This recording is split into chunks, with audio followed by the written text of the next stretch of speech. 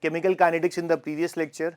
So we are going to take that chapter and go in the detail of rate dependence of temperature and a very important equation, that is Arrhenius equation.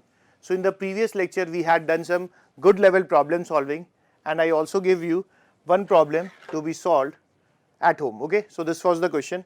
I hope all of you have done this question. So let me give the solution of this question. Okay, so this is actually a very good JEE advanced level problem. So basically this was saying that there was a certain reaction in which Bn plus, okay, was getting converted into Bn plus 4. Okay, this is the reaction. In a certain reaction Bn plus is getting converted to Bn plus 4 in solution. The rate constant for this reaction was measured by titrating a volume of the solution with a reducing agent, okay, which reacts only with Bn plus and Bn 4 plus. In the process it converts Bn plus to Bn minus 2 plus and Bn plus 4 into Bn minus 1 plus. Okay, so basically if I look at these reactions, so basically it is saying that when this Bn plus is reacting with a reducing agent, it is getting converted into Bn minus 2. Okay, so I can clearly say that there is a change of 2 electron over here. Okay, so suppose if this is 4, so this will be basically B4 plus, it is getting converted into or reduced into B2 plus. Okay, so basically we have to add 2 electron. Okay, so n factor, we know that the n factor is the number of moles of electron gained or lost by one molecule of a species. Okay, so this one molecule of Bn plus is gaining 2 electron, so its n factor in this reaction would be 2, right. Similarly we say that if when we are titrating Bn plus 4, so basically this is getting converted into Bn minus 1. Okay, so we can clearly see that there is a change of 5 electron, so I will say that it is gaining 5 electron. Okay, so n factor of this would be 1 mole of Bn 4 plus is gaining 5 electron, so n factor would be 5. If you are confused about how I am writing these electrons, put any number for n, say we put n equals to 1. So basically this is B5 plus, this is getting converted into B0.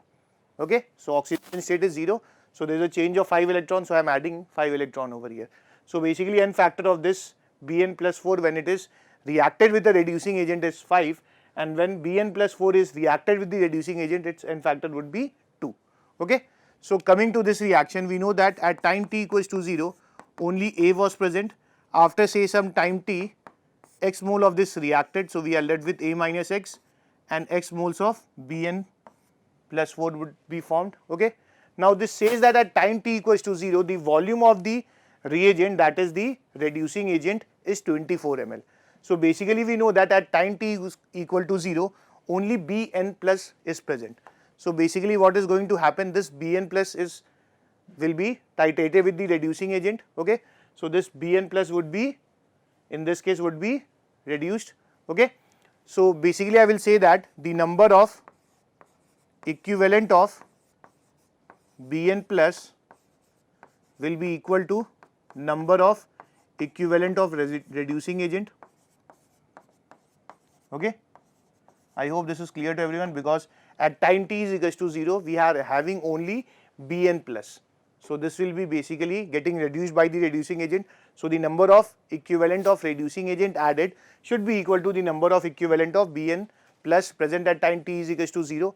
Now we know that the number of equivalent is normality into volume, or we can also write this as number of moles into n factor. Okay, this is from the previous 11th class knowledge.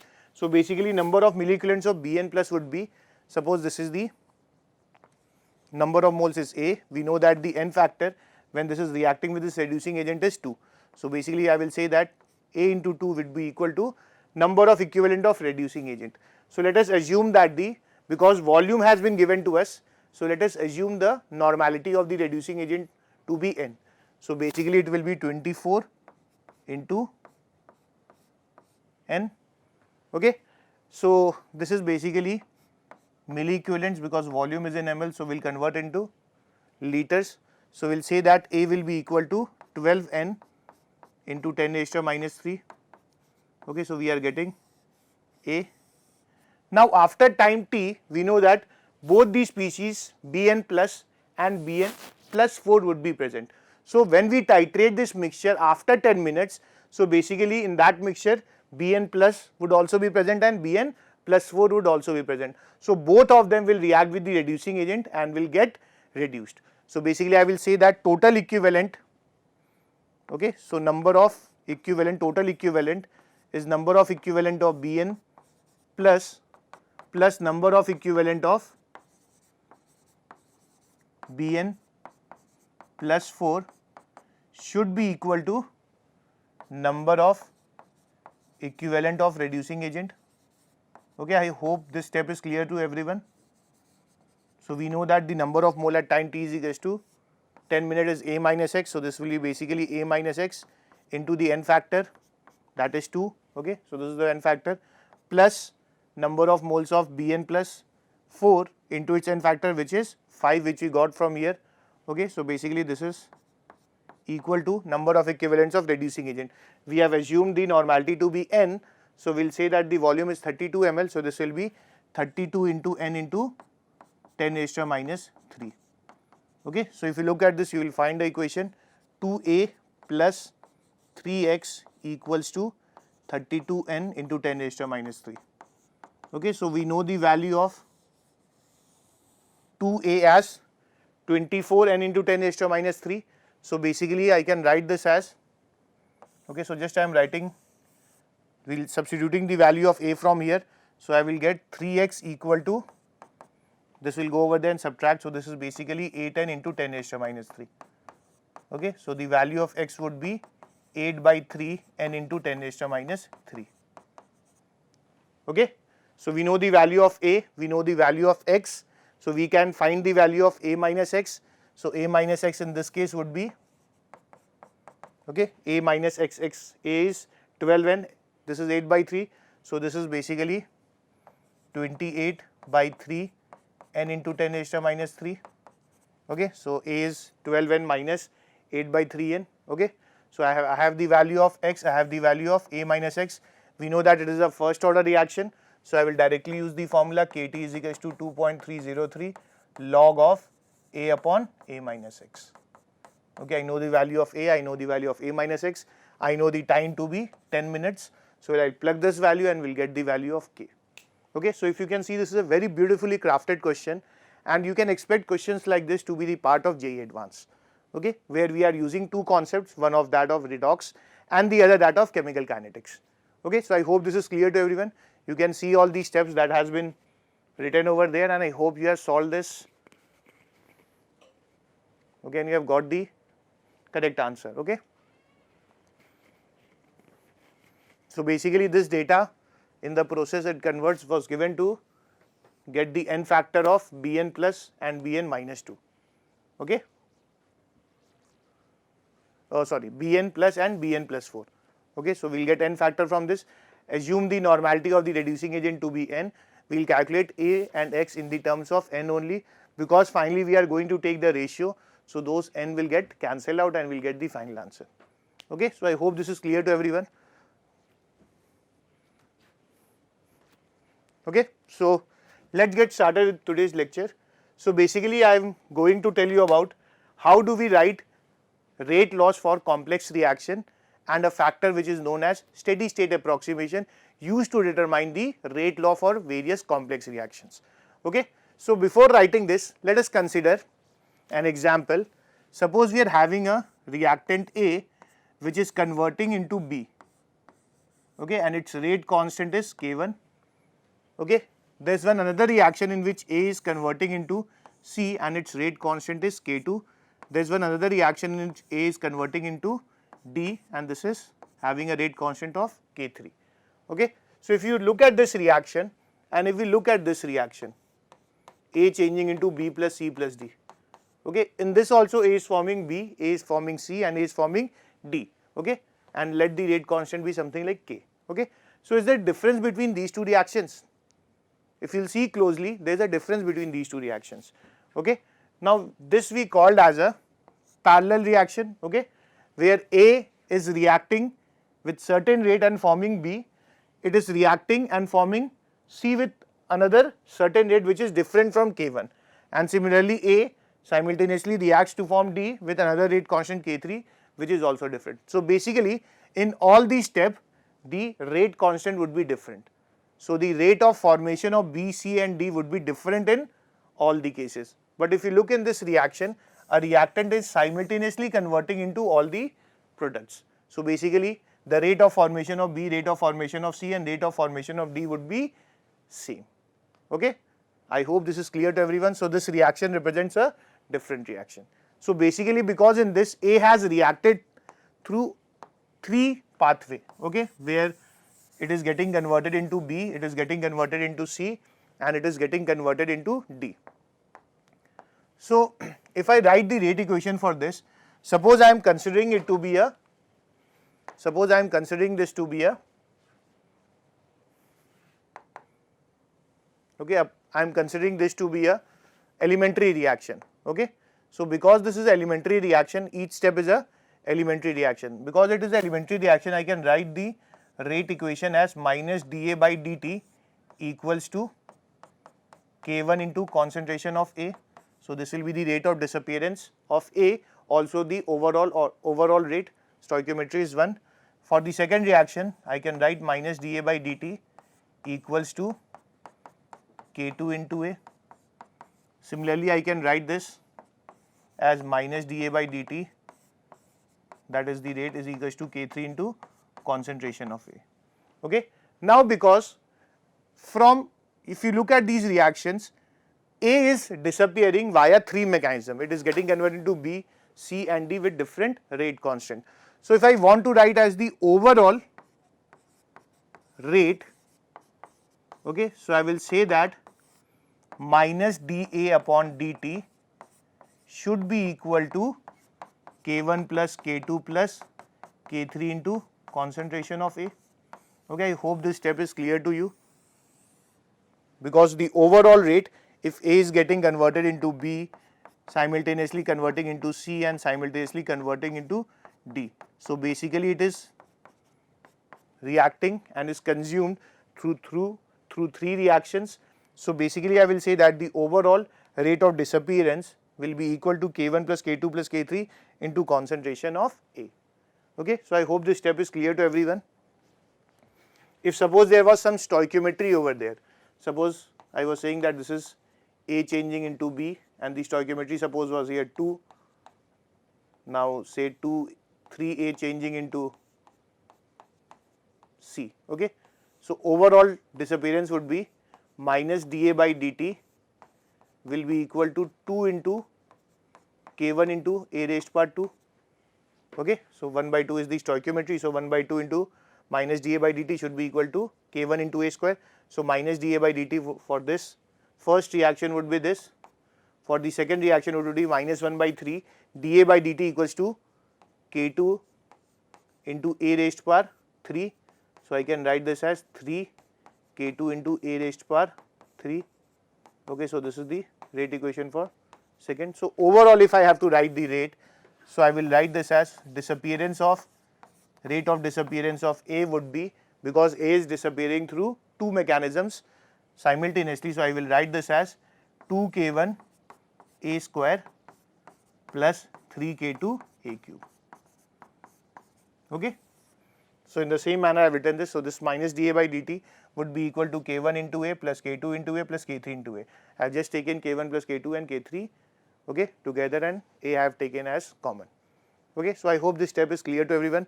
This step is very important because it will help us in understanding the upcoming various rate models.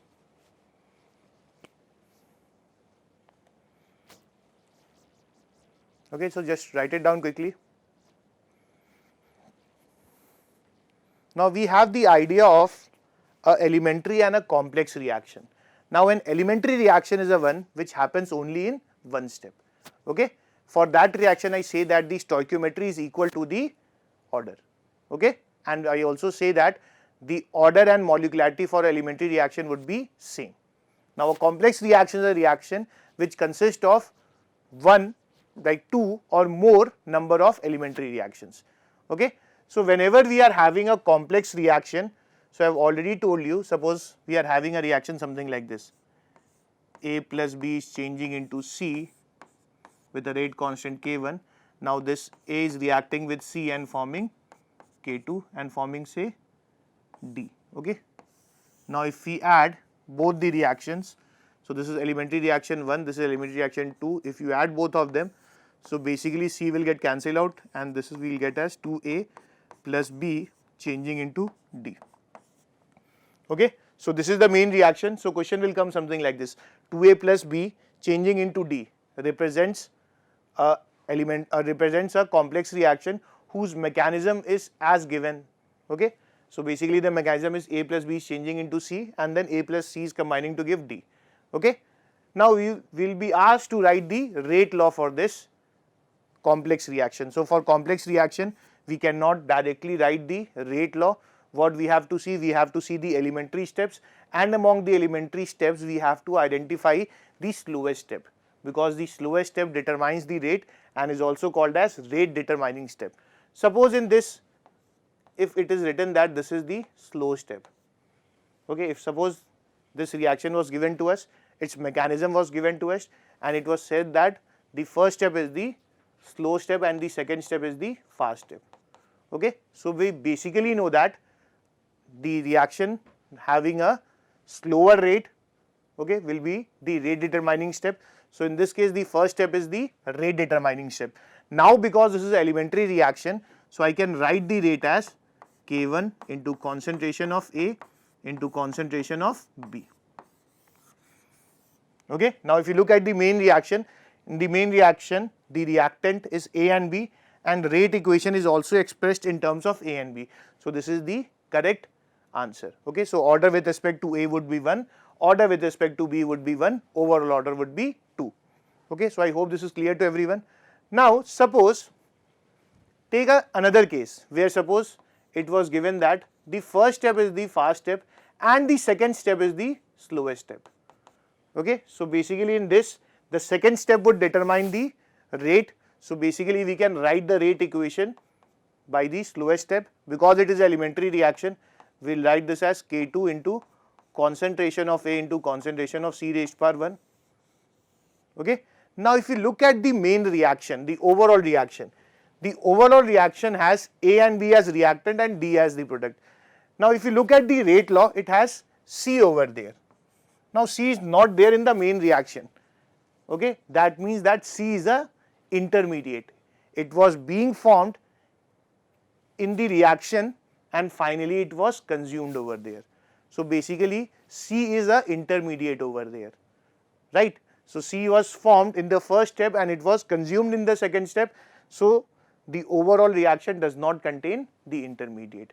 So we have to know this point that a reaction rate cannot be expressed in terms of its intermediate, because intermediates are short lived, they will be formed during the course of reaction and they will be automatically consumed in that reaction and will never appear as the product. So basically this would not be the complete rate equation. So we need to eliminate this C, we need to eliminate this intermediate. Okay. I hope this is clear to everyone. We cannot express the overall rate of the equation in terms of any intermediate. The overall rate can be in terms of the two reactants over here. Okay. So if reactants were there with certain power, then that would have become the rate law, as in this case. The first step was the slowest step, irrespective of the slowest step, the rate would be this. But whenever the rate is coming out to be in terms of intermediate, then we have to remove that intermediate.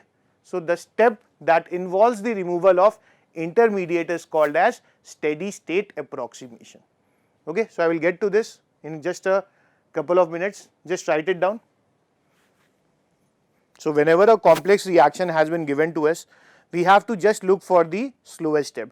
The slowest step will determine the rate, because each of these steps are elementary step. So order will be equal to the stoichiometry. So you just have to look for the slowest step and you can write directly the rate law. Now once we have written the rate law, just confirm that the main reaction has the species that is contained in the rate law. Now in this case A and B was there, so A and B are there in the reactant. So this represents the rate law. But if you look at this, if the second step was slowest, this would represent a rate law, but we have to like exchange the C with some of the reactants. Okay, so for taking this C out of this expression, we need to know a concept, that is steady state approximation. Okay, so let me just make you solve 2-3 questions, then I will tell you what is steady state approximation. Now suppose we are having, say, something like this.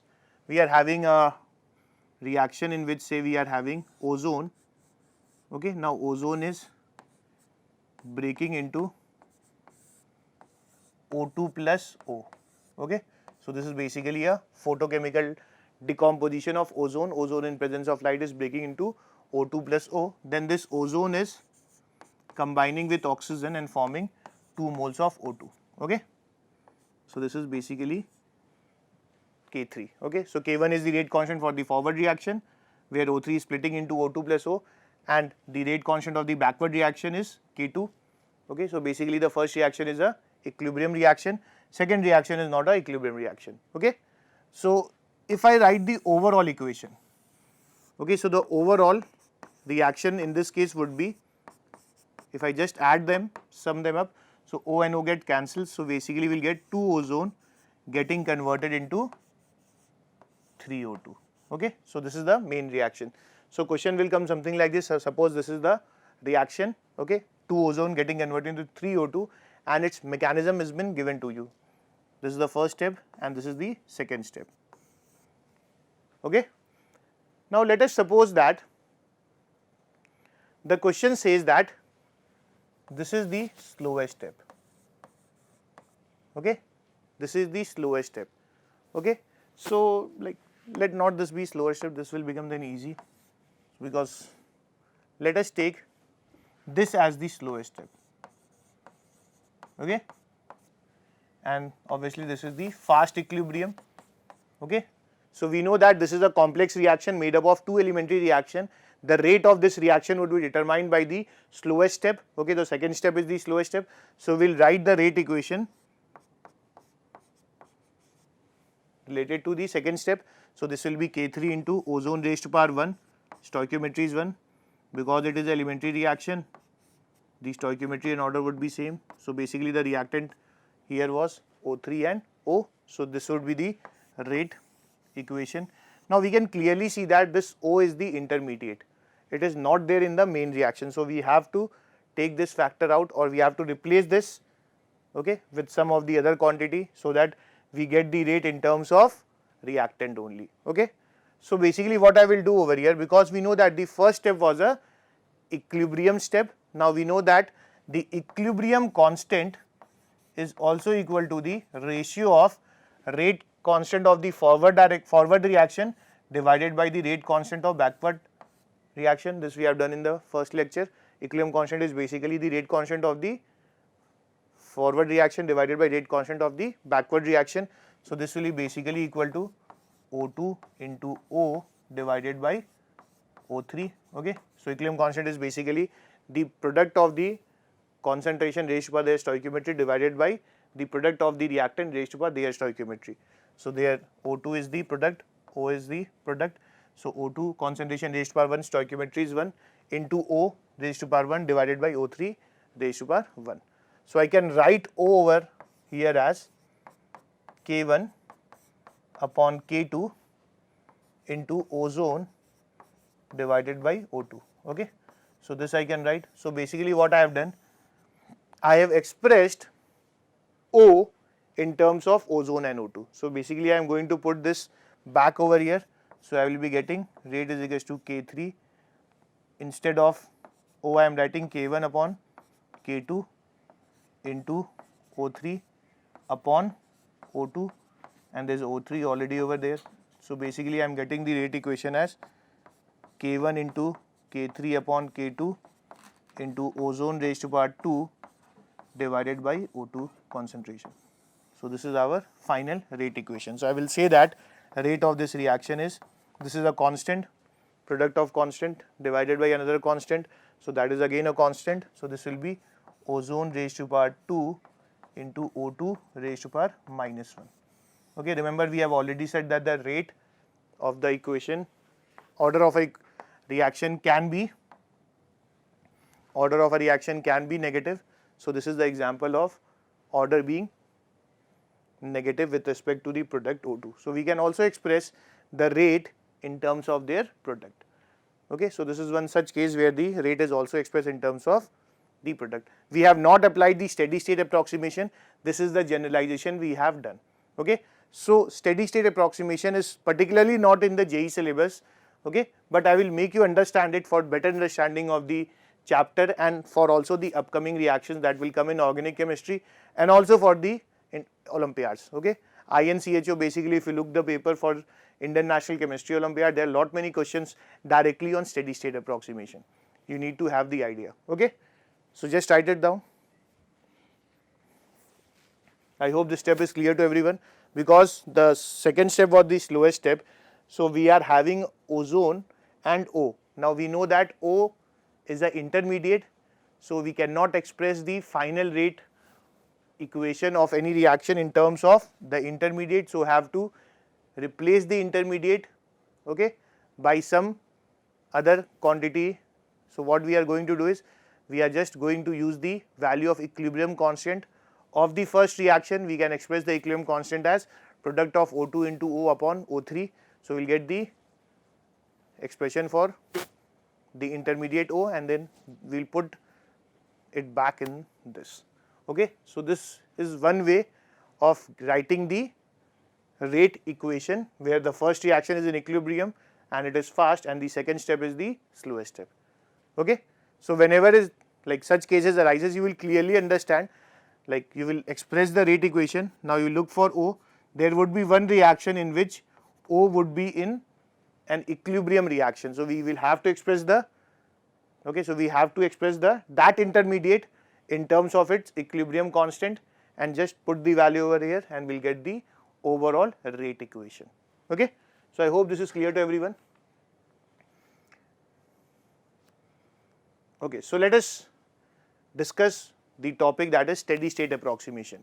Now what I am saying that we cannot express the rate equation of any reaction in terms of its intermediates, because intermediates are formed in the reaction and it is consumed like in a very fast manner and it is completely gone out of the reaction. So basically if you look at a reaction, the main reaction will always have a reactant and the product. It will never have the intermediates, because intermediates are formed in the reaction and are consumed there only. So we don't get any intermediate in the final product. So basically steady state approximation says that it is a method used to derive a rate law. The method is based on the assumption that an intermediate in the reaction mechanism is consumed as quickly as it is generated. So that is what I am saying, it is produced, okay, in a mechanism and it is consumed very quickly, okay, so that its concentration remains same in a duration of reaction. So this is the main point. Okay, so basically I will say that it is formed and consumed quickly. So basically I am going to say that its concentration remains same in the course of reaction. So I can clearly say that change in concentration of the intermediate I with respect to time will always be 0. As soon as it is formed, it will immediately transform into the product. So its change in concentration with respect to time will always be 0. So this is basically a steady state approximation. Okay, just write it down quickly.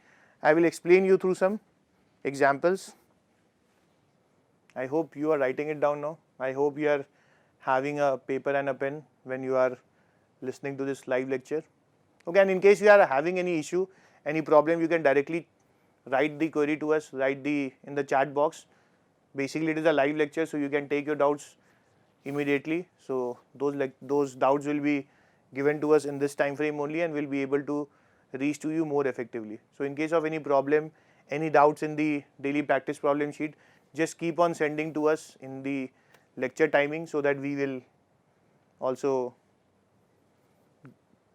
get it solved in the real time. Okay, so just interact with us so that we also come to know about your preparation level and how you are thinking of the content that is being delivered to us. Okay. So let us try to solve one question now. Okay. So let us consider a reaction that has been given to us, in which it is written that, say, A plus B is changing into, say, C. This has a rate constant of K1, and then again A is combining with C and forming D. Okay. So if you add both the reactions, so we'll get the overall reaction, which is 2A plus B changing into C, okay, changing into D, because C and C gets cancelled out. So this is the first step and this is the second step. So remember, I started with this example only. I said that if first step is the slowest step, so the rate of this overall reaction would be K1 into concentration of A raised to power 1 into concentration of B raised to power 1. Now both A and B are present in the reactant, so that is representing the correct rate law. There are no intermediate involved, so we do not need to apply the steady state approximation. Now suppose this is the fast step and this is the slow step. Okay. So now for these cases we have to apply steady state approximation. So I will say that rate for this reaction will be determined by the slowest step.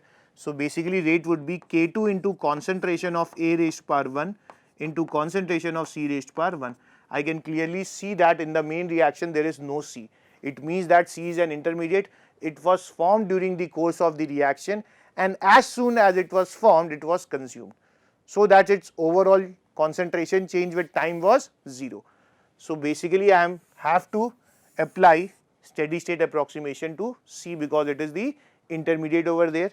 So I can say that dC by dt has to be 0. Okay, as soon as it is formed, it gets consumed quickly. So there is not much change in concentration. So with respect to time, it is always 0. So now let us look at the two equation. Okay. Now let us see what will be dC by dt equal to. Now in the first reaction, we can clearly see that C is the product. Okay. So we can write dC by dt as K1 into concentration of A into concentration of B. Okay. So if you look at this reaction, the overall rate equation would be minus dA by dt equals to minus dB by dt equals to dC by dt equals to K1 into A raised to power 1 into B raised to power 1. This is from the knowledge of overall rate equation, which we have done in the first or second lecture. Okay. So I hope this is clear to everyone. Minus dA by dt is equals to minus dB by dt will be equal to dC by dt, because it is elementary reaction. Now the rate is equal to K1 into concentration of A raised to power 1 into B raised to power 1. Okay. So in the first step, C is formed. So dC by dt would be this. Now in the second reaction, C is getting consumed.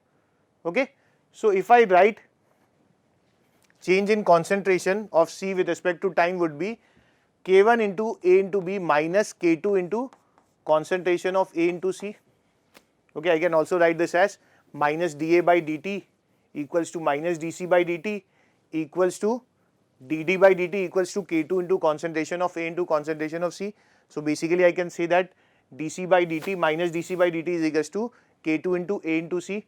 Now because through second reaction it is disappearing, so I have taken a negative sign over here. Now we know that this has to be equal to 0.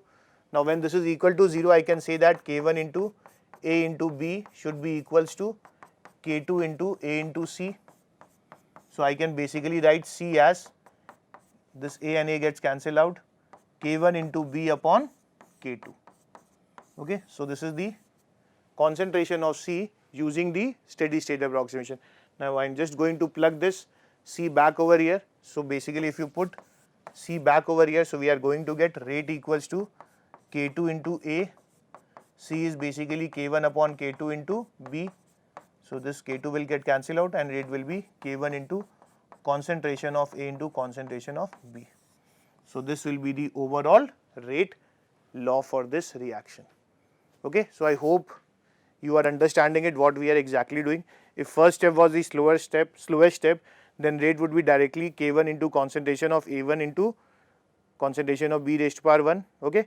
But if the second step is the slowest step, then the rate would be K2 into concentration of A into concentration of C. C being an intermediate, we have to apply steady state approximation. So once we apply steady state approximation, we'll say that change in concentration of C with respect to time would be K1 into A into B, because C is formed in this reaction. Now C is getting consumed, so this will be minus K2 into A into C. So if I equate it to 0, I will get the value of C as this. We'll plug it back, so we'll get the rate equation as this. So the overall rate would be 2, order with respect to A and B would also be 1. Okay. I hope this is clear to everyone. I will, like, this is not there in the JEE syllabus exactly. Steady state approximation is there in Indian National Chemistry Olympiad as well as International Chemistry Olympiad, but we are going to build the foundation because this will actually help us in understanding few rate equations of organic reactions as well. Okay. So let us look at this question. So this question says that consider the following proposed mechanism. A is changing into B, there is an equilibrium reaction, and then A is reacting with C forming D. So if you add both the reaction, so we will be getting A plus C changing into B plus D. Okay. So assuming B to be an intermediate described by the steady state approximation, write the rate expression for A. Okay. So because everything is written over here, we can clearly understand that the slowest step would be the second step. So if I write the rate equation, this will be K3 into concentration of A into concentration of C. Okay. Now if we don't use steady state approximation, in JEE you don't have to use steady state approximation. For JEE purpose, what we are going to say is, because the rate is K3 into A into concentration of C. Now C cannot be eliminated out. Okay, C cannot be eliminated out because C is not there in the initial reaction. Okay, if this C was present in the equilibrium reaction, then we could have written the equilibrium constant of this reaction. Okay, and we could have expressed the concentration of C in terms of equilibrium constant and the concentration of reactant and product, and we could plug it back. But because C is not present in the first reaction, we cannot do it directly. So anyhow we have to apply steady state approximation. Okay. So basically what I have to do then? So I will say that because C is the intermediate, so I will say that dC upon dt is equals to 0. Okay. Now if you look at this,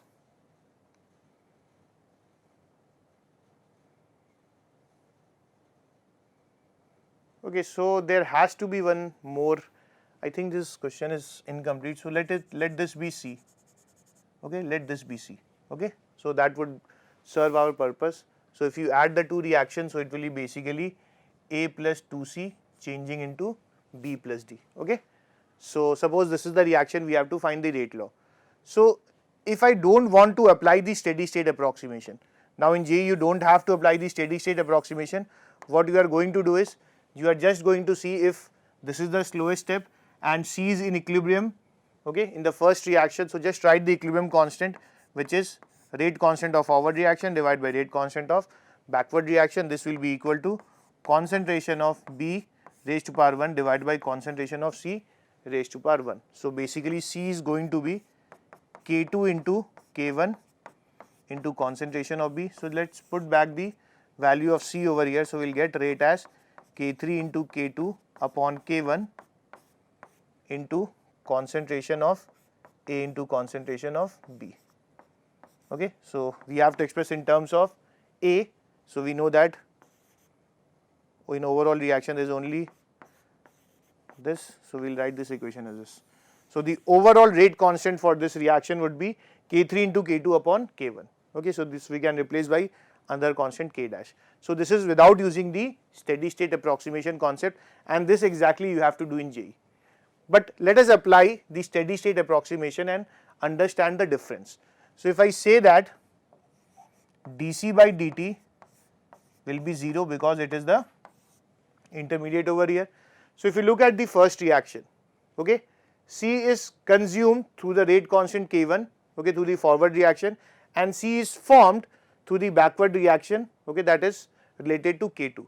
Okay. So dC by dt, because in the first reaction it is getting consumed, so this is the reactant, okay, this is getting consumed, this is the reactant, so I can write this as minus K1 into C. Okay, I am writing this as minus because this is getting consumed, because this is dC by dt and not minus dC by dt. Now in this reaction it is getting formed. So when it is getting formed, the reactant would be B. So this will be basically plus K2 into B. Okay. Now in the second reaction again C is getting consumed, so I can write this as minus K3 into concentration of A into concentration of C. Now this has to be equal to 0, so I can write this as K2 into concentration of B is equal to K1 plus K2 into concentration of A. We are taking C as common, so I can write the concentration of C as K2 into B upon K1 plus K2 into concentration of A. Okay, so just put the value of C over here. So we'll write the rate equation and we get the rate equation as K3 into K2 into concentration of A into concentration of B divided by 1 plus K1 plus K2 into concentration of A. Okay, so this is the exact rate equation, and this is the rate equation without using the steady state approximation. Now the exact rate equation is like this only. Under certain condition, under certain experimental condition, the rate will come as this. Okay, suppose in the question says that the value of concentration A is very small. So if A is very small and suppose K2 is also very small, so K2 into A will be a very small quantity. So if you are adding it with K1, suppose you are adding 10 raised to minus 8 with a K1, which is say 10 raised to minus 3. So basically it will be approximately equal to K1. So if both of the product of these two quantities is very small, then we can neglect this quantity and we can take it as K1. So we land up at this expression. Okay. So basically whatever direct rate laws which we are using, okay, they are basically based on some approximation, okay, because we are not carrying out the steady state approximation. But if JEE will not ask about that expression, so basically you have to go through this only. Okay, so I hope this is clear to everyone. You can write it down quickly or you can take a snapshot as well.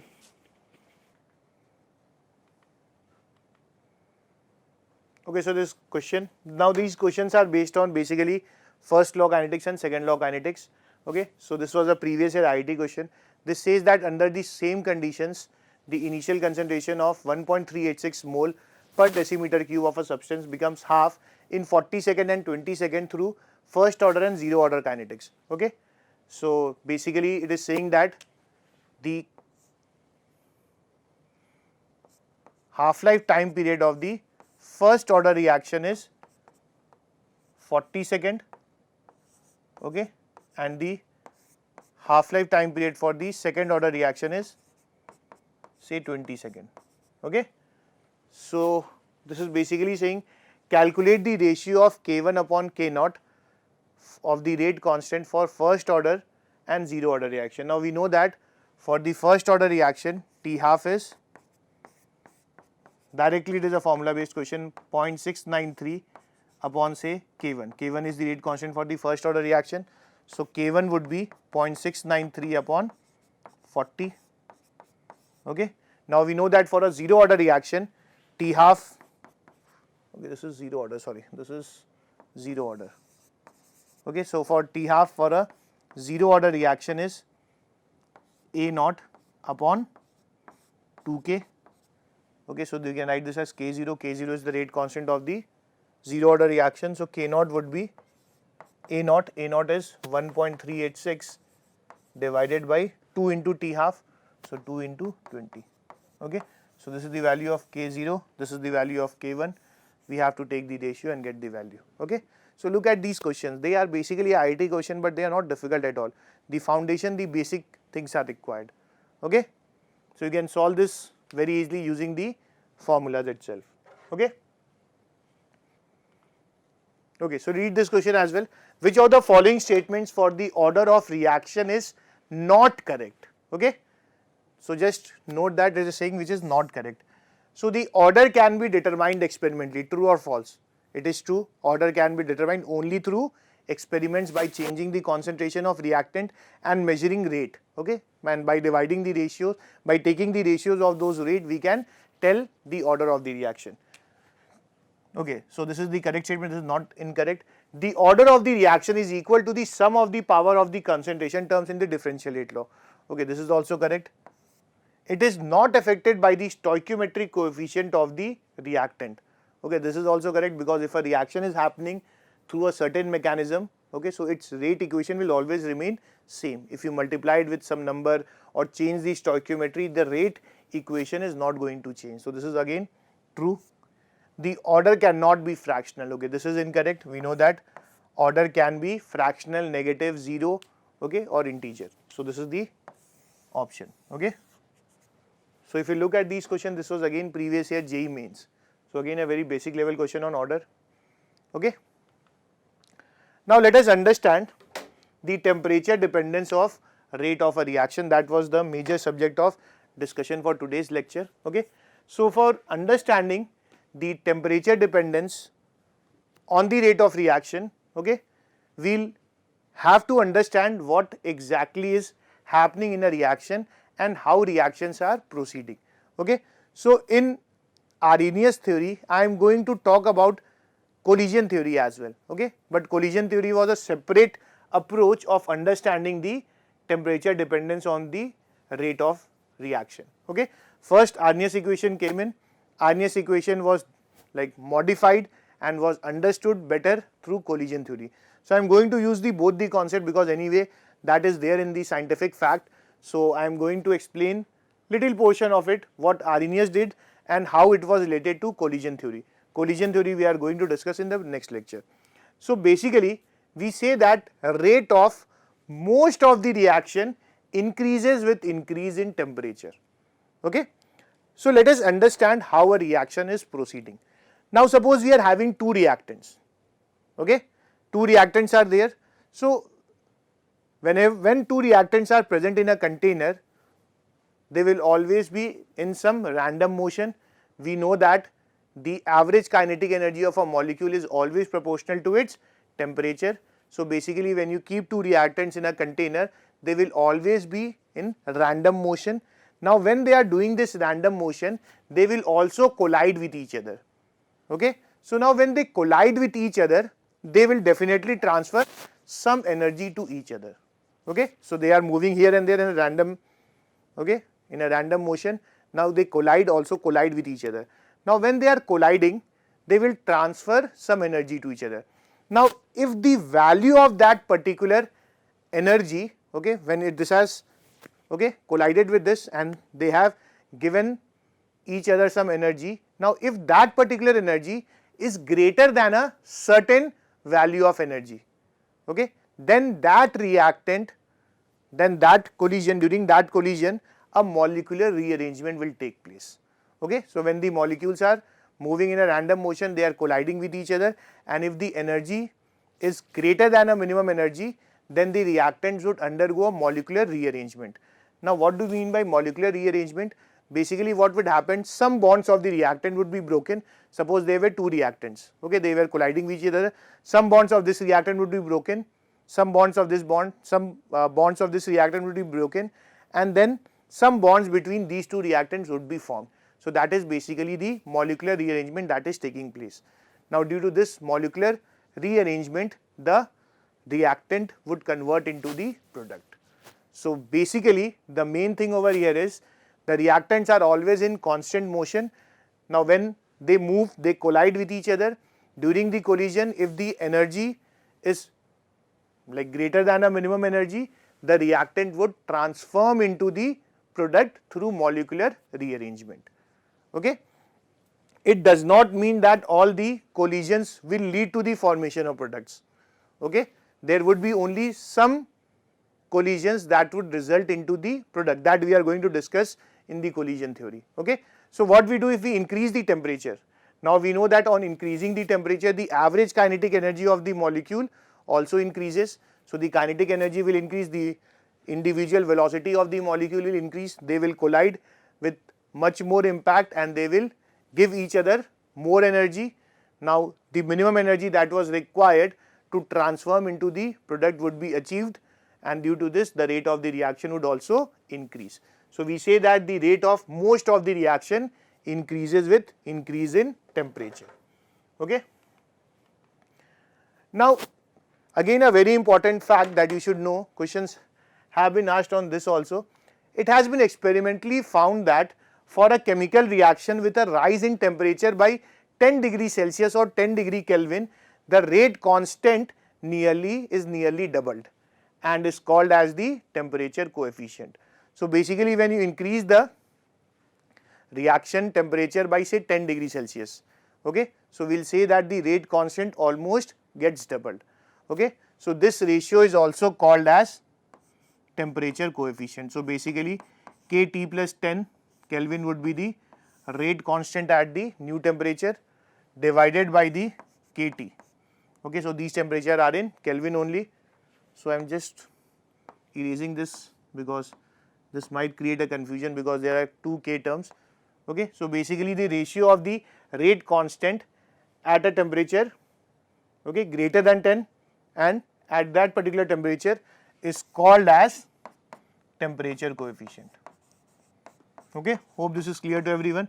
So, we are saying that whenever we are increasing the temperature, the rate of the reaction would increase. Now, the rate of the reaction or the swiftness through which the reaction is moving is determined by the rate constant.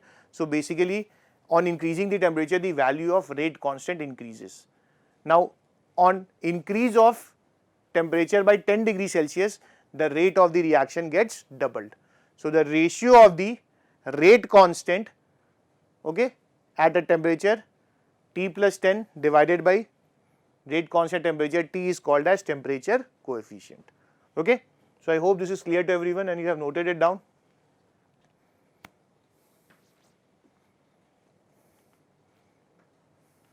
Okay. So, basically that led to the arrival of an expression known as Arrhenius equation. So, basically Arrhenius equation is K is equals to A into e raised to minus Ea upon RT. We will explain the individual terms as we proceed further. For the time being, let us understand what exactly are these. Okay. So, if you look at K, K is basically our rate constant. K is equals to A. So, A is basically pre-exponential factor or also called as Arrhenius factor into e raised to minus Ea by RT. Now, R is the temperature, sorry, T is the temperature in Kelvin, R is the gas constant, okay, and Ea is called as activation energy. Okay. So, basically we are having K equals to A into e raised to minus Ea by RT. Now, this equation is called as Arrhenius equation. So, the dependence of rate constant on temperature is given by the equation Arrhenius equation. Okay.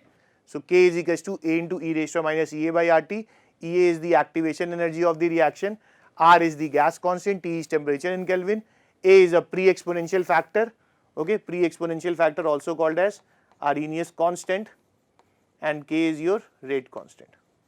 Okay. So, the differential form of this was d ln K upon dt equals to E upon RT square. Okay. If you have studied the Van 't Hoff equation in 11th class, okay. So, basically this is the representation of Van 't Hoff equation only. Van 't Hoff equation has been like written in the terms of activation energy. Van 't Hoff equation was basically d ln equilibrium constant upon dt equals to delta H upon RT square. So, this equation can be derived from Van 't Hoff equation as well. So, no need to go to the derivation, just remember this. This is the differential form of the Arrhenius equation. Okay. So, just write it down before I will explain you everything over here. So, you can clearly see that the rate constant increases exponentially with increase in temperature. Okay. So, if you increase the temperature, this is A upon Ea by RT. Okay. So, if you increase the temperature, so basically the value of E raised to power Ea by RT would decrease. Okay. So, Ea by RT would decrease. So, factor of E raised to power something would decrease. So, if you divide with A, so obviously the value of a rate constant would increase. So, basically it says that the Arrhenius equation gives us the variation of rate constant with temperature, and it says that rate constant of a reaction increases exponentially with increase in temperature. Okay. So let us first understand the graphical plots. So like many questions have directly come from the graphical interpretation also. So if we write K is equals to A into e raised to minus EA by RT. Okay. Now suppose we are taking ln on both these sides. So basically this will become ln K equals to ln A into e raised to minus EA by RT. Now we know that ln xy is equals to ln x plus ln y. So I can write this as ln A plus ln e raised to minus EA upon RT. Okay, so this is basically ln base E. So I can write this as ln base E equals to ln base EA. So basically this will come out and we'll get minus EA upon RT. Okay, so if I convert this into log base 10, so I have to just multiply the terms with 2.303. So 2.303 ln log base 10 K is equals to 2.303 log base 10A minus EA by RT. So this way it gets converted into log base 10A. So I can write log base 10 K equals to log base 10A minus EA upon 2.303 RT. Okay. So this is the expression. So there are two expressions, one in terms of base E and other in terms of log base 10. So if we plot ln E versus 1 by T. Okay, so this is basically y then. Okay, and this is, we are plotting it against 1 by T. So x is 1 by T. Slope would be minus EA by R and intercept would be ln A. So if you plot ln K versus 1 by T, so this is basically a linear graph with slope, a negative slope, that is minus EA by R. Okay, and the intercept would be ln base E. If we plot log base 10, so if we are plotting log base 10 with 1 by T, so this is basically y. So this would be C and this is mx. So x is 1 by T. So slope is again minus EA upon 2.303 R. Okay, so it will be again a straight line with a negative slope and an intercept of log base 10A. Okay, so I have shown the both the graph together. Okay, so in this again question will come, slope is given to you. Through slope you can find out the value of activation energy. We know the value of R. Okay, and we can get the value of activation energy. So write it down quickly. Okay, prepare a very crisp and a good notes so that you can revise it properly, and when you are solving the daily practice problem sheet, ensure that you are solving in a copy and like maintaining a proper notebook for it. So that will actually help you during your revision. And if you are facing any doubts in any question, you can just try it, give a 2-3 attempt, okay, or you can directly post those doubts in the live classes, okay, that is right away. Okay, so I hope you have written this. Okay, now let us understand how Arrhenius talked about activation energy and what exactly is activation energy. Okay, now let us consider an example where H2 and I2 are reacting together and forming HI. Okay, so what is happening in this reaction is, when we take H2 and iodine in a container, so H2 and I2 would collide with each other.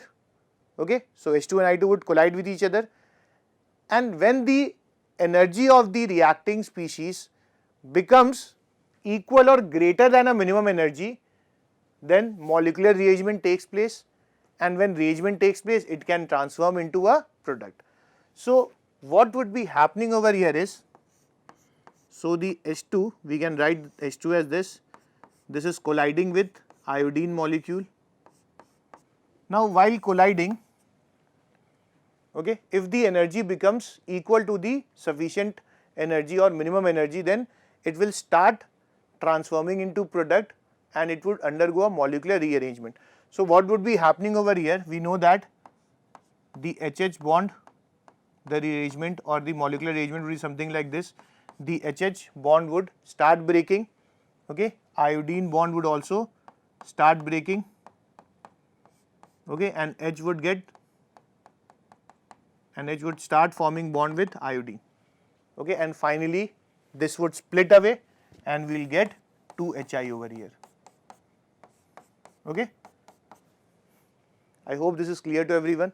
So basically in a molecular rearrangement we are saying that some bonds of the reactant is breaking, in this case the bonds of HH is breaking, the bonds of II are breaking. They have not completely broken, okay, they are in the process of breaking, and the bond between Hi would start forming. So the bond between Hi have started to form, that is again shown by dotted line. So dotted line basically shows bonds that are partially broken and new bonds that are partially formed, and finally this bond would split and we'll get the 2Hi molecules, okay. So this state is highly unstable state, okay, because none of the bonds are complete, they are partial bonds. So this is basically called as the activated complex, okay, and in many places you will also find this as also called as transition state, okay. So basically transition state resembles, or the activated complex resembles the highest potential energy point when the reaction is happening, because this will have some energy, okay. So when you plot, this will have some energy, this would also have some energy, but this energy would be more than this reactant, okay, because this is highly unstable. So unstable means it is having very like high value of energy, that's why it is unstable, and then this is breaking into a product which is Hi, okay. So this is basically called as the transition state. In many texts you will also see that they are written as hash, okay, not hashtag, okay, it is simply a hash. So don't just tag it, because this is of no use to the real world, it is not something to be shown on your Facebook page or Instagram. So just remember it is shown by a simple hash, okay, like the people in the Facebook and like Instagram have like decoded this and have created better use for hash. Otherwise hash in chemistry is basically 1 hash or 2 hash is basically given for the transition state, okay. So I hope this is clear to you. Just draw it quickly. So if you plot the energy diagram profile for this reaction, that is energy with reaction progress, so we will get a graph something like this. So suppose this was our initial reactant, okay, that is H2 plus I2, that is also written as A. Now this was reacting and forming a product which is Hi, okay, 2 moles of Hi. So suppose this is B, this is called as B. So this can also be shown as A is transforming into B, okay, or A is H2 plus I2 getting transformed into 2Hi. Now when it gets transformed, there is a transition state or the activated complex involved, in which the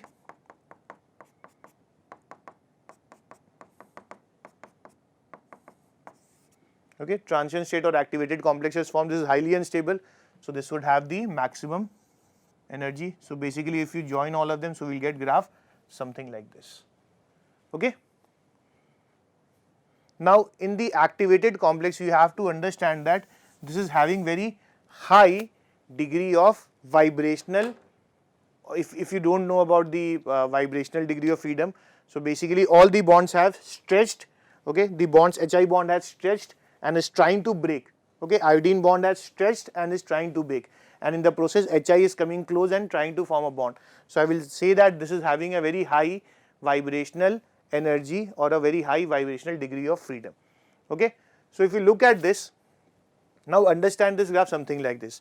Suppose I am having a ball over here, okay, I want to send this ball at this point, okay. Will this ball automatically go and like reach the point B? It will not.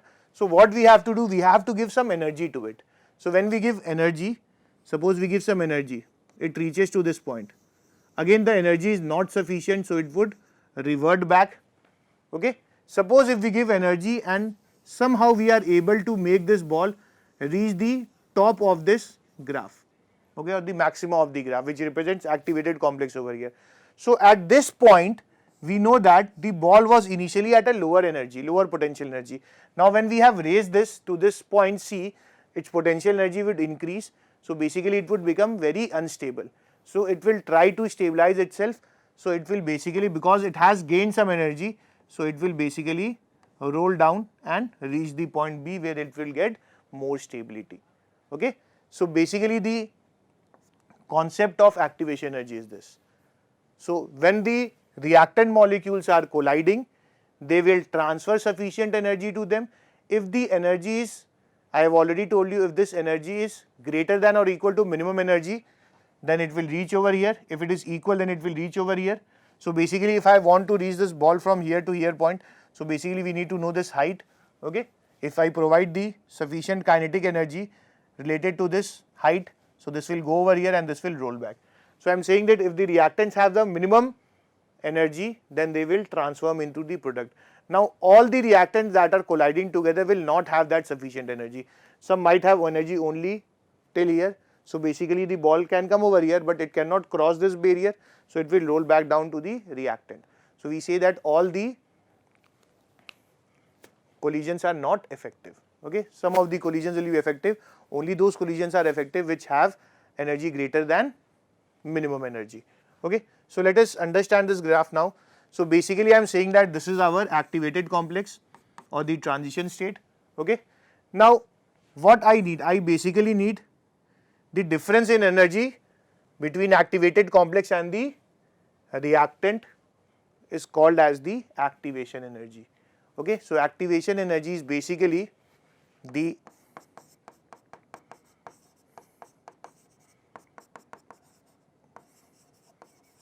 energy of activated complex or transition state, okay, minus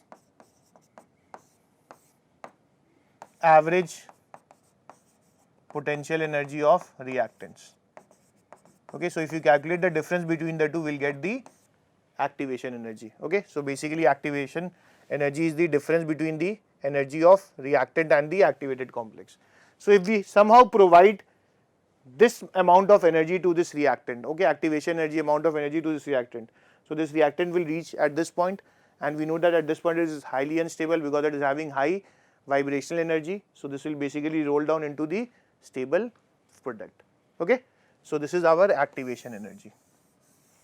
Okay, so this is basically activation. A is changing into B, so this is activation energy for forward reaction. So I can write this as EAF. F means it is a forward reaction. And if I consider the backward reaction will be B changing into A. Okay, so when B is changing into A, so B has to climb this mountain, this barrier to come to this position. So basically the activation energy of backward reaction would be, this would be the reactant, this would be the transition state. So this would be the activation energy. So I can write this as EAB, activation energy of backward reaction. Okay. Now we know that delta H of any reaction, delta H is basically enthalpy change of the reaction, that is total enthalpy of the product. Okay, total enthalpy or the energy of the product minus total enthalpy of the reactant. This you might have calculated in the thermochemistry chapter. So basically delta H reaction I can write, okay, as energy of B minus energy of A. Now we can clearly see that in this case energy of A is more and B is less. So this is basically a negative. So this is basically representing a exothermic reaction. Also I can say that this energy is activation energy of backward and this energy is activation energy of forward. So I can write delta H reaction as, okay, so EA plus delta H, EA forward plus delta H. Okay, so this is EA forward plus delta H. This will be equal to activation energy of backward reaction.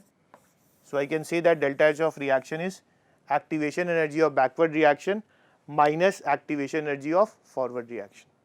Okay, so you can write this. And obviously you can understand that if the activation energy of backward reaction is more, okay, if the activation energy of backward reaction is more and activation energy of forward reaction is less, it means that A would be at a higher level and B would be at a lower level. That means product would have lower energy and reactant would have more energy. So basically if you subtract them, it would be negative. Okay, so from there you can predict that activation energy through activation energy, you can predict whether the reaction is exothermic or endothermic. Okay. So I hope this is clear to everyone.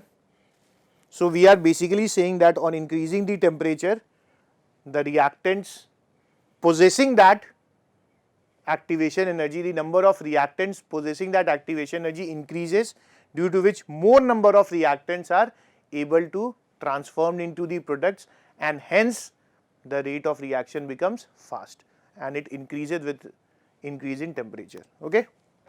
So let me quickly get through this concept now. So basically, if we look at the graph that was given by Boltzmann, okay, so this you might have done in your 11th class in gaseous state.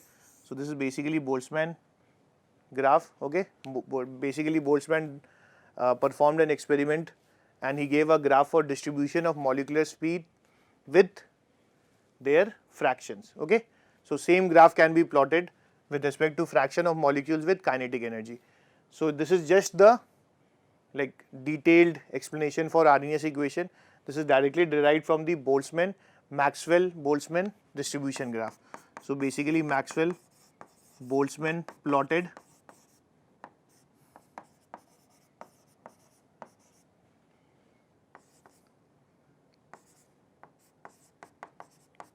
okay, so they basically plotted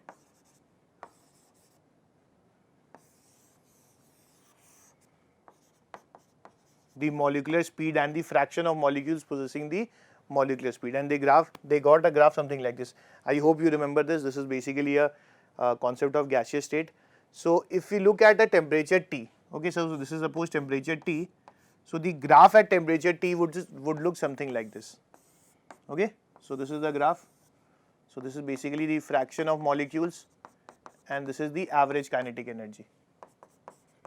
Okay, so I will say that this is the maximum fraction having this as the kinetic energy. Okay, so if I increase the temperature say by 10 degrees Celsius, so I know that on increasing the temperature the molecular speed increases, so the entire graph will shift towards the right and it will become broad. So this is the new graph at temperature T plus 10. Okay, so that's what is plotted over here. This represents, I will change the color if you want. So this basically represents at temperature T, and if we increase the temperature by 10 degrees Celsius, so this is the graph.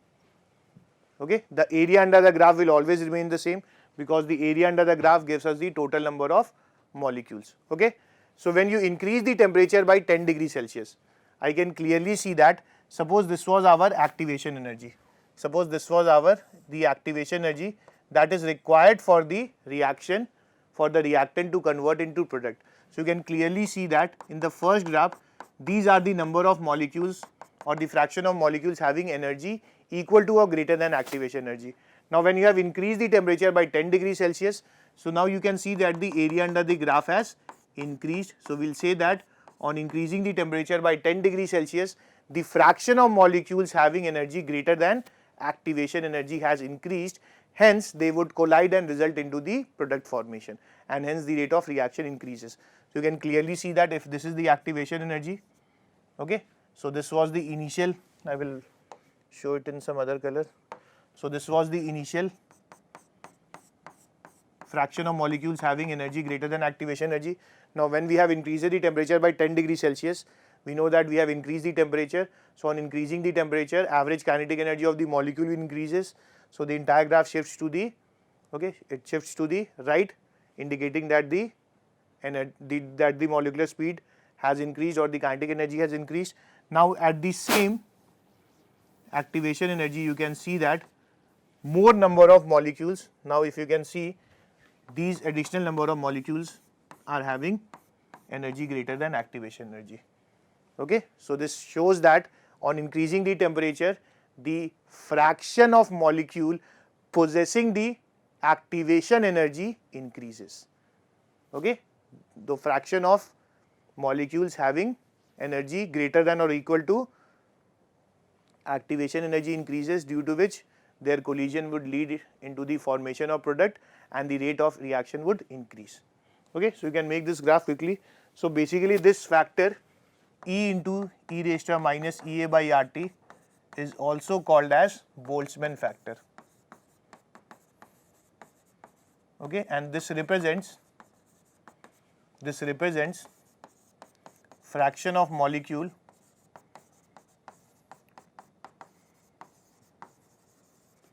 possessing energy greater than equal to activation energy. Okay, so this a direct question can come on this as well. Okay, I hope this is clear to you. So on increasing the temperature, what is happening? Arrhenius explained that through the Maxwell distribution graph of speed. He explained that on increasing the temperature, the fraction of molecules possessing the activation energy would increase, due to which the collision between them would lead to formation of more number of products, and hence the rate of reaction would increase. Okay, so I hope you have written this. So if you don't know about the Maxwell-Boltzmann distribution graph, just you can revisit, that is there in your 11th class gaseous state chapter. Okay, so this is actually an important concept, because there you derived most probable speed, RMS speed, and root mean square speed. Okay, so basically let us see how we'll calculate the activation energy and frequency factor using the Arrhenius equation. So we know that K is equals to A into e raised to minus EA by RT. Okay, so suppose at temperature T1, okay, the value of rate constant is K1. So this will be K1 equals to A into e raised to minus EA by RT1. Okay, for small variation of temperature, we assume the value of the Arrhenius constant or the pre-exponential constant A to be a constant. So on changing the temperature to T2, the value of A won't change. So this would be minus EA upon RT2. Similarly, the activation energy also would not change in a small range of temperature. Okay, because the reaction has a fixed mechanism, so the activation energy would be fixed unless and until we change the external temperature and pressure to such an extent that the reaction mechanism changes, so the value of activation energy will change. Else we have to assume that with change in temperature, the value of activation energy for a reaction is not changing, because its graph would be the same. So the activation energy, that is the difference between the energy of the activation, difference in the energy between the transition state or the activated complex and the reactant, would always be same at different temperature. So we are assuming that A is constant with respect to temperature. It is not changing much with change in temperature. So when you take the ratio of these two, so I can write K1 by K2 as, A would get cancelled, so I will write this as minus EA upon RT1 divided by E raised to minus EA upon RT2. So I will just take this above, so I can write this as K1 upon K2 equals to E raised to power EA RT2 minus EA upon RT1. So I can write this as E A upon R. I will take common 1 by T2 minus 1 by T1. So this will be K1 upon K2. Okay, so if I take log on both the sides, so ln K1 upon K2 would be, ln E would be, this would come out. Okay, so EA by R 1 by T2 minus 1 by T1. Okay, so if I want to in terms of log base 10, so I will just multiply this with 2.303. So I can write this as log 2.303 into, suppose I write this as log K2 upon K1. Okay, so basically I am interchanging numerator and denominator, so there will be a minus sign. So I take this minus sign over there and I absorb it in the temperature. Okay, so this will basically become EA by R 1 by T1 minus 1 by T2. Okay, so I just interchange the numerator and denominator, so minus sign would come over here, so I just like send the minus sign over here. EA by R was constant, so basically I am taking this minus inside the temperature bracket, so this would become plus and this would become minus. So I will get the expression as log base 10 upon K2 by K1 into K2, log base 10 of K2 by K1 equals to EA upon 2.303 R into 1 by T1 minus 1 by T2. Okay, so this is the equation.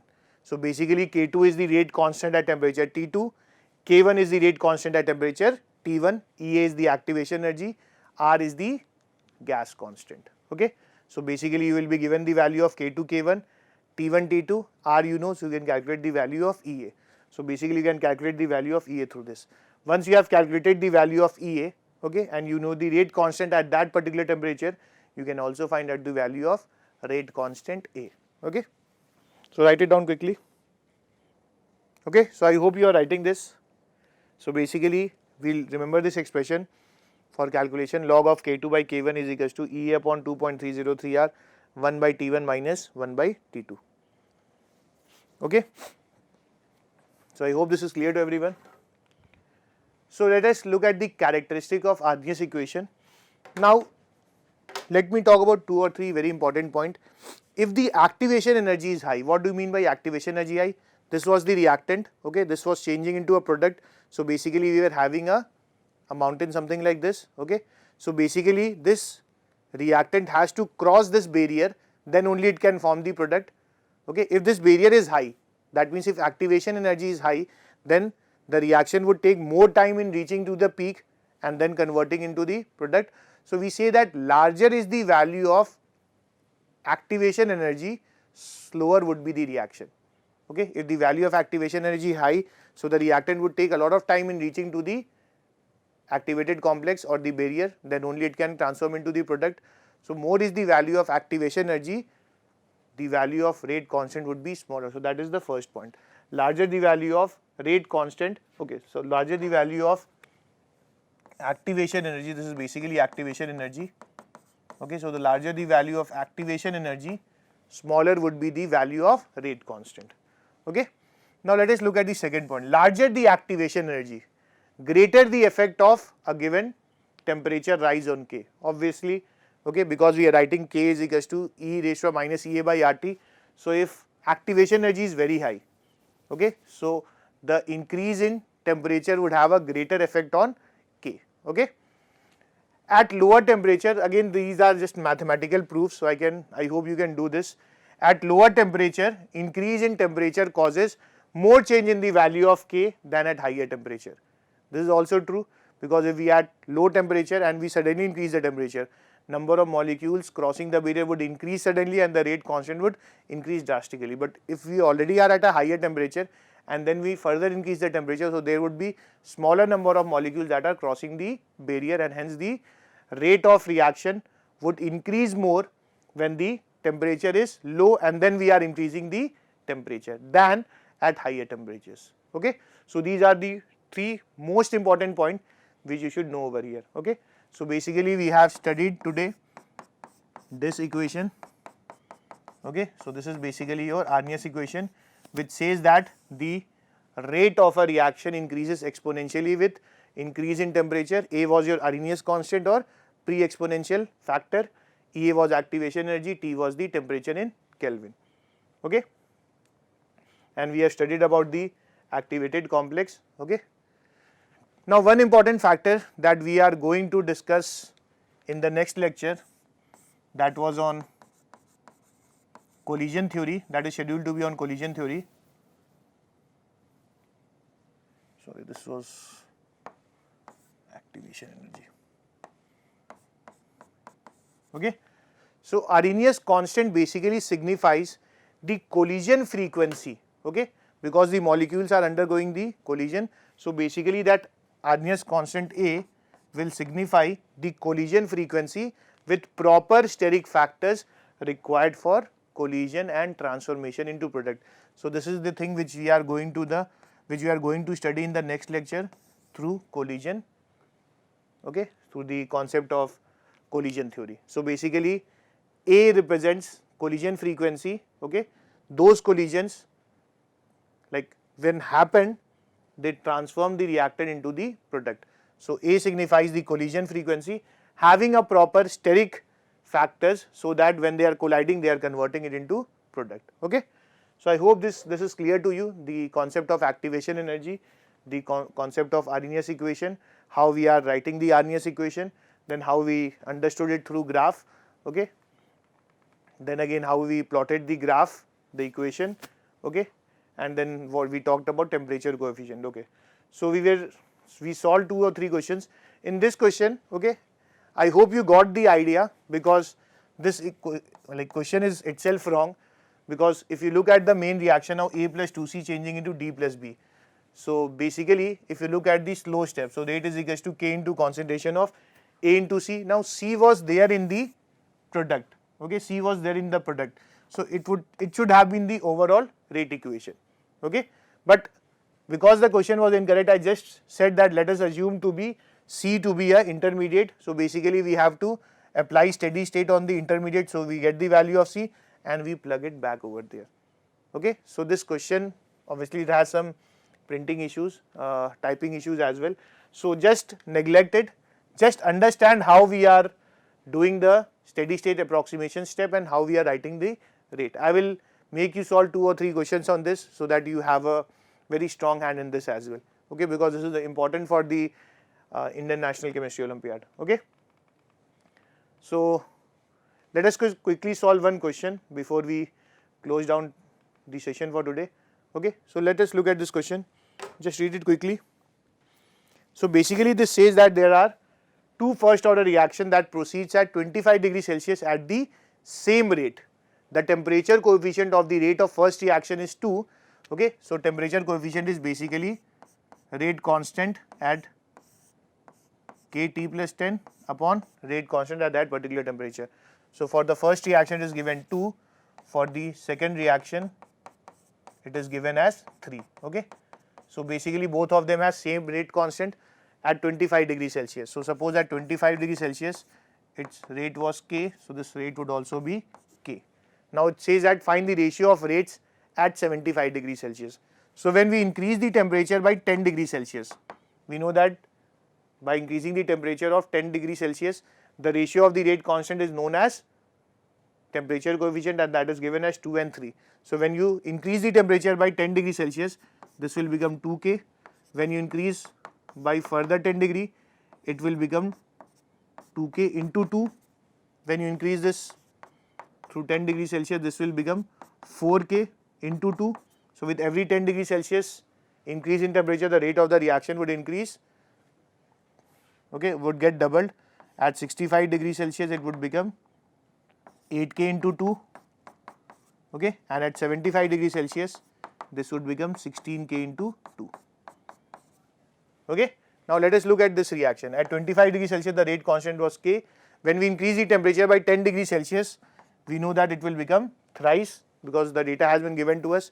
So this will be basically 3K, okay, and after increase of from 35 to 45, again a threefold increase in rate constant, so this will become 9K, this will become 27K, and further increase would become 81K, okay, and the further increase would become 243K, okay. So 3, 9, 27, 81 and 240. So the ratio of the rate constant at 75 degrees Celsius would be 32K upon 243K, which is 32 upon 243, okay. So I hope this is clear to everyone.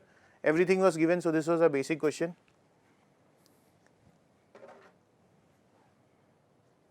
Okay, so for every 10 degrees Celsius, first reaction rate would increase, would get doubled, okay. So K, 2K, 4K, 8K, 16K, 32K, 64K, 128K for every 10 degrees Celsius rise in temperature.